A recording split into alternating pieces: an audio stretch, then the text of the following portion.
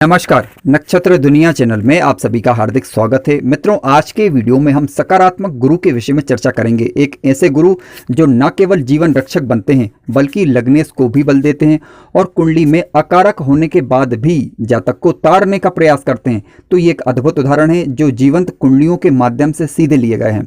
ये आपके ज्ञान में बढ़ोतरी करने के साथ साथ इस बात से परिचय करवाएंगे कि गुरु ग्रह किस प्रकार से, चाहे आपकी कुंडली के अंदर कारक हो अथवा अकारक हो, तो किस प्रकार से सहयोग देते हैं। इस बात को आप बखूबी आज के वीडियो के माध्यम से समझ पाएंगे। यदि आप चैनल पर नए हैं तो चैनल को सब्सक्राइब अवश्य करें। वीडियो ज्ञानवर्धक लगे तो लाइक जरूर करें। आइए शुरू करते हैं। गुरु ग्रह से संबंधित सूत्रों पर विचार करने से पहले हमें सबसे पहले गुरु ग्रह को संचित रूप में समझना होगा ताकि आसानी हो। देखिए, किसी भी लग्न की कुंडली में गुरु ग्रह ज्ञान के प्रमुख कारक ग्रह होते हैं, शिक्षा के कारक हैं, संतान के कारक हैं, मांगलिक कार्यों के कारक हैं और पति के कारक हैं। इसके अलावा धन के ये प्राकृतिक कारक ग्रह माने गए हैं। यानी इसका तात्पर्य यह है कि किसी जातक की कुंडली में, चाहे वह किसी भी लग्न की हो, गुरु ग्रह का संबंध यदि कुंडली के धन भाव से हो जाता है, कुंडली के लाभ भाव से हो जाता है, या कुंडली के पंचम भाव से हो जाता है, या 90 भाव से हो जाता है। लेकिन ध्यान रखिएगा कि ये 100 राशि की दृष्टियां होनी चाहिए, या मित्र राशि की दृष्टियां हो अथवा उच्च राशि की दृष्टियां हो, और गुरु ग्रह की प्लेसमेंट शुभ हो। तो ऐसी परिस्थिति में गुरु ग्रह धन संपदा पर्याप्त मात्रा में जीवन काल में देते हैं। जैसे कि मान लीजिए कि धन भाव से इनका संबंध बनता है तो धन संचय करने में आसानी होती है। इसके अलावा लाभ भाव से संबंध बनता है तो जातक को प्रॉफिट अच्छा होता है, इस बात की संभावना बनती है। हालांकि इसके लिए आपको ये जरूर देखना होगा कि गुरु ग्रह नीच अवस्था के होकर ना बैठे हों और वक्री होकर ना बैठे हुए हों। इनके पास पर्याप्त रूप से अंशबल हो और जिस भाव पर ये दृष्टि दिखा रहे हैं उसके स्वामी के साथ इनकी तात्कालिक मित्रता हो तो काफी अच्छा रिजल्ट देखा जा सकता है।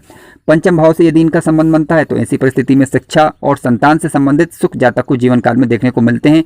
नवम भाव, जिसे भाग्य भाव भी कहा गया है, यहाँ से यदि गुरु ग्रह का संबंध होता है तो जातक का भाग्य उत्तरोत्तर तरक्की करता है दशा या अंतरदशा के दौरान। लेकिन इसके लिए आपको कुछ बातें जरूर विचारनी है। गुरु ग्रह यदि स्वराशि यानी धनु राशि या मीन राशि के होकर बैठे हों, या फिर कर्क राशि यानी कर्क राशि जो कि इनकी उच्च राशि होती है, तो ऐसी अवस्था में गुरु ग्रह अच्छा रिजल्ट देते हैं। लेकिन मान लीजिए किसी भाव में यदि गुरु ग्रह बैठे हुए हैं, वहां पर राशि का अंक लिखा मिले आपको 10, इसका मतलब है मकर राशि, और मकर राशि में गुरु ग्रह के अच्छे रिजल्ट दिखाई नहीं देते। लेकिन इनकी दृष्टियां फिर भी लगभग शुभ बनी रहेंगी, बशर्ते कि जिस भाव पर इनकी दृष्टियां जा रही हैं उसके स्वामी के साथ गुरु ग्रह की तात्कालिक मित्रता हो तो ज्यादा अच्छा रिजल्ट दिखाई देता है। मित्रों, गुरु ग्रह किस प्रकार से जीवन रक्षक बनने का कार्य करते हैं, इसे आज के वीडियो के माध्यम से आप पहले उदाहरण के द्वारा ही समझ पाएंगे। देखिए, समझने के लिए मैंने यहाँ पर एक कन्या लग्न की कुंडली ली हुई है। आप यहाँ पर देख सकते हैं कि लग्नेश बुध कुंडली के अष्टम भाव में बैठ गए हैं, जहां पर मंगल, बुध, गुरु और शुक्र यानी चारों ग्रहों की युतियां बनी हुई है। शनि ग्रह की बात करें तो अपनी मूल त्रिकोण राशि में यानी कुंभ राशि में बैठे हुए हैं ये, और कुंडली के छठे भाव के अंदर विराजमान है। राहु और शुक्र कुंडली के दसम भाव के अंदर बैठे हैं, चंद्रमा कुंडली के सप्तम भाव में बैठे हैं, और केतु कुंडली के चतुर्थ भाव के अंदर बैठे हुए हैं। अब देखिए, यहाँ पर एक अजीब विडंबना है कि शनि इस कुंडली में कारक ग्रह होते हुए भी कुंडली के छठे भाव के अंदर बैठे हैं मूल त्रिकोण राशि में, लेकिन इनकी जो तीसरी दृष्टि जाएगी कुंडली के अष्टम भाव पर। हालांकि ये शनि कुंडली के अष्टम भाव में आयु के कारक ग्रह होते हैं, लेकिन विडंबना यह है कि यहाँ पर राशि का अंक लिखा हुआ 1 अर्थात मेष राशि, और मेष राशि में शनि ग्रह नीच अवस्था के माने जाएंगे। हालांकि शनि के खुद नीच राशि के नहीं है, लेकिन क्योंकि उनकी दृष्टि कुंडली के अष्टम भाव पर जा रही है तो वहां पर राशि का अंक 1 होने के कारण यानी मेष राशि होने के कारण नीच की दृष्टि यहाँ पर कह सकते हैं आप इसे, ठीक है। यानी शनि ग्रह मंगल, बुध, गुरु और शुक्र चारों ग्रहों को पीड़ित कर रहे हैं। इसके अलावा यदि राहु को देखा जाए तो राहु शुक्र को पीड़ित कर रहे हैं, और साथ साथ अपनी नवी दृष्टि से शनि ग्रह को भी पीड़ित कर रहे हैं। यानी देखा जाए तो सारे ग्रह लगभग केतु को छोड़कर और चंद्रमा को छोड़कर सारे ग्रह यहाँ पर पीड़ित हो गए हैं। यानी राहु और केतु को छोड़कर सारे ग्रह पीड़ित हो गए हैं। शनि को पीड़ित कर दिया है राहु ने, और इसके अलावा मंगल, बुध, गुरु और शुक्र को पीड़ित कर दिया शनि ने। जब हमने इनकी दशा या अंतरदशा चेक की तो उस दौरान पाया कि इनके जीवन काल में एक दुर्घटना घटी। उस समय गुरु ग्रह जीवन रक्षक बने हुए थे। यानी आप देखें तो इस लग्न की कुंडली में गुरु ग्रह हालांकि चतुर्थ भाव के स्वामी और सप्तम भाव के स्वामी बनकर अष्टम भाव में बैठ गए हैं, परंतु गुरु ग्रह के पास बल होने के कारण ये जीवन रक्षक बने हुए हैं। यानी जातक के जीवन पर इन्होंने आंच नहीं आने दी। तो इससे समझ में आता है कि गुरु ग्रह किस प्रकार से कुंडली में अकारक होते हुए भी कुंडली में जीवन को बचाने का कार्य करते हैं। ये केवल मैंने एक उदाहरण लिया था, लेकिन किसी भी लग्न की कुंडली में यदि गुरु ग्रह की दृष्टि यदि कुंडली के अष्टम भाव पर चली जाती है, उस दौरान यदि उनका दशा पीरियड चल रहा होता है, तो जीवन को बचाने का कार्य कहीं ना कहीं उसमें इंप्रूव करने का कार्य ये करते हैं, बशर्ते कि वह नीच राशि की दृष्टि नहीं होना चाहिए, क्योंकि गुरु ग्रह अपने आप में एक सकारात्मक ऊर्जा को लिए हुए होते हैं।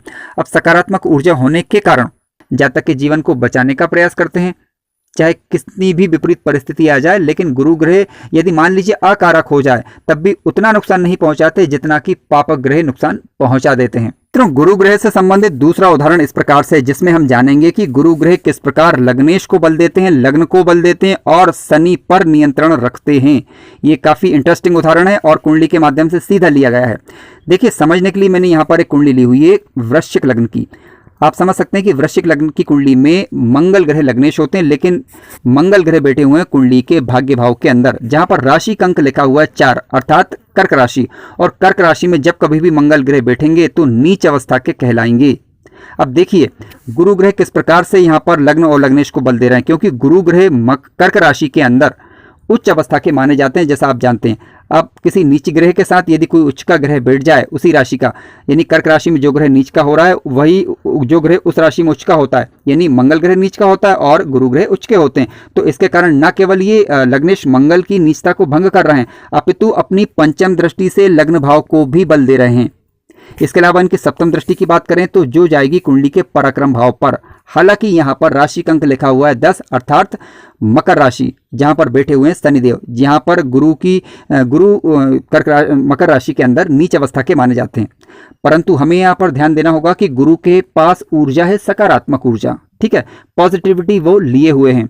अब इनकी जो सप्तम दृष्टि पड़ रही है कुंडली के पराक्रम भाव पर, जहां पर बैठे हुए हैं शनिदेव, यानी शनि को नियंत्रित करने का भी ये प्रयास कर रहे हैं। लग्नेश मंगल के जो नैसर्गिक शत्रु ग्रह हैं उन पर नियंत्रण करने का भी ये प्रयास कर रहे हैं अपनी सप्तम दृष्टि के माध्यम से, और लग्नेश को भी बल दे रहे हैं। इसके अलावा लग्न भाव को भी ये बल दे रहे हैं। इसके अलावा हम बात करें कुंडली के पंचम भाव पर, जहां पर राशि का अंक लिखा मिलेगा आपको 12, अर्थात मीन राशि होगी, जो कि गुरु की ही राशि कहलाएगी, ठीक है। और यहां पर गुरु ग्रह दृष्टि डालकर अपनी नवी दृष्टि से संतान का सुख भी दे रहे हैं, शिक्षा का सुख भी दे रहे हैं और जीवन को उन्नत बनाने का प्रयास भी कर रहे हैं। तो आप समझ सकते हैं कि गुरु ग्रह किस प्रकार से लग्न लग्नेश के लिए शुभदायक हैं, बल्कि अशुभ ग्रहों के लिए नियंत्रण कारक भी हैं, यानी अशुभ ग्रहों को वो उनकी अशुभता को कम करने का प्रयास करते हैं। हालांकि इस कुंडली की बात की जाए तो इसमें शनि की दृष्टि भी कुंडली के 90 भाव पर जा रही है, जहां पर वो मंगल और गुरु पर अपना प्रभाव दिखा रहे हैं। अब यहाँ पर ध्यान देने वाली बात यह है कि हमें यह देखना होगा कि किस ग्रह के पास अंशात्मक रूप से बल ज्यादा है। जिस ग्रह के पास अंशात्मक रूप से बल ज्यादा होगा उसका प्रभाव थोड़ा सा अधिक रहता है। परंतु ऐसी स्थिति में आप एक प्रयास तो कर ही सकते हैं कम से कम कि गुरु ग्रह का बल बढ़ाकर इनका शुभत्व, इनका शुभ प्रभाव जीवन काल में ले सकते हैं। मित्रों, गुरु ग्रह से संबंधित आज का तीसरा उदाहरण इस प्रकार से, जिसमें आप ये जानेंगे कि किस प्रकार से गुरु ग्रह कुंडली में अकारक होकर भी जीवन को तारने का प्रयास करते हैं। देखिए, समझने के लिए मैंने यहाँ पर एक मकर लग्न की कुंडली का उदाहरण लिया है। आप देख सकते हैं कि गुरु ग्रह लग्न भाव में ही बैठ गए नीच अवस्था के होकर, यानी पहली बात तो इस कुंडली में गुरु ग्रह कारक नहीं होते, लेकिन कुंडली के लग्न भाव के अंदर ये बैठ गए हैं अकारक ग्रह बनकर, ठीक है। यानी गुरु ग्रह यहाँ पर अच्छा फल देंगे इसकी उम्मीद हम नहीं कर सकते। लेकिन इस कुंडली में आप देख सकते हैं कि शनि ग्रह की तीसरी दृष्टि अपने ही घर पर पड़ रही है, यानी वो लग्न भाव को देख रहे हैं, जिसके कारण गुरु ग्रह की नीचता भंग मानी जाएगी। तो ऐसी परिस्थिति में गुरु ग्रह के आपको सामान्य प्रभाव देखने को मिल सकते हैं। क्यों? क्योंकि देखिए, गुरु ग्रह इस कुंडली में तीसरे भाव के स्वामी और कुंडली के 12वें भाव के स्वामी बन रहे हैं और बैठ गए हैं कुंडली के लग्न भाव के अंदर। क्योंकि नीच राशि के थे, लेकिन इनकी नीचता भंग हो गई है, इस कारण इनकी दशा या अंतरदशा सामान्य फलकारक रहेगी, यानी कुछ कष्ट भी इनकी दशा अंतरदशा में जातक को देखने को मिलेगा, परंतु कुछ लाभ भी होगा। किस प्रकार का लाभ होगा, आइए विचार करते हैं। देखिए, गुरु ग्रह की दृष्टि क्योंकि सदैव सुफलदायी मानी गई है, आप देख सकते हैं कि इनकी पंचम दृष्टि जा रही है कुंडली के पंचम भाव पर, जहां पर राशि का अंक लिखा हुआ है 2, अर्थात वृषभ राशि है, और जहां पर बैठे हुए मंगल और सूर्य और मंगल क्योंकि गुरु ग्रह के नैसर्गिक मित्र ग्रह हैं, इस वजह से शिक्षा से संबंधित, संतान से संबंधित लाभ तो गुरु ग्रह देंगे ही। इसके अलावा इनकी सप्तम दृष्टि की बात करें तो कुंडली के सप्तम भाव पर जा रही है, जहां पर राशि का अंक लिखा हुआ है 4, अर्थात कर्क राशि। हालांकि इस कुंडली के अंदर गुरु की और चंद्र की तात्कालिक मित्रता हो गई है। ये आप देख सकते हैं। इस कारण गुरु ग्रह का दृष्टि प्रभाव जो सप्तम भाव पर जाएगा, ये दाम्पत्य जीवन, इन वैवाहिक जीवन में कहीं ना कहीं शुभता लाने का ही प्रयास करेगा। इसके अलावा इनकी नवी दृष्टि की बात करें तो कुंडली के नवम भाव पर जा रही है, जहां पर राशि का अंक लिखा हुआ 6, अर्थात कन्या राशि, जिसके स्वामी ग्रह बने बुध, और बुध ग्रह बैठे हैं कुंडली के चतुर्थ भाव के अंदर, जिसकी गुरु ग्रह के साथ तात्कालिक मित्रता हो गई है। अतः ये गुरु अपनी दशा या अंतरदशा के दौरान कुंडली के अकारक ग्रह होते हुए भी जातक को कहीं ना कहीं लाभ पहुंचाने का कार्य करते हैं। हालांकि हम इस बात से इनकार नहीं करते कि इनकी दशा या अंतरदशा जातक के लिए कष्टप्रद होगी। बिल्कुल थोड़ा कष्ट हो सकता है, क्योंकि पराक्रम भाव के स्वामी है तो जातक से परिश्रम अधिक करवाएंगे। इसके अलावा जातक का खर्च भी करवाएंगे, लेकिन उसके भाग्य को उन्नत करने का प्रयास भी करेंगे। शिक्षा, संतान का लाभ भी जातक प्राप्त कर पाएगा जीवन काल के दौरान, लेकिन फर्क इतना है कि कुछ देरी से, ठीक है, क्योंकि कहीं ना कहीं यदि कुंडली में वह ग्रह कारक नहीं है तो देरी अथवा विलंब संभव होता है। मित्रों, वीडियो ज्ञानवर्धक लगा हो तो लाइक जरूर करें, चैनल पर नए हो तो सब्सक्राइब भी करें। यदि आप अपनी कुंडली का एनालिसिस करवाना चाह रहे हैं तो दिए गए व्हाट्सएप नंबर पर व्हाट्सएप करें। धन्यवाद।